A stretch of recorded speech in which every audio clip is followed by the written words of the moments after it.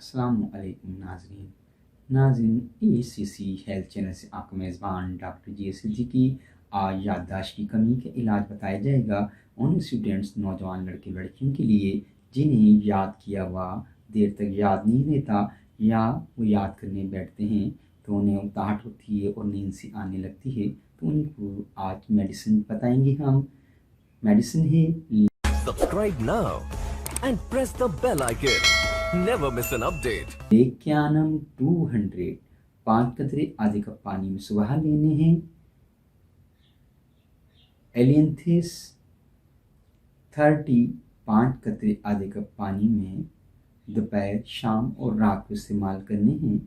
इसी तरीके से 15-20 दिन के इस्तेमाल से आपकी याददाश्त की कमी दूर हो जाएगी और आपका हाफजा तेज़ हो जाएगा।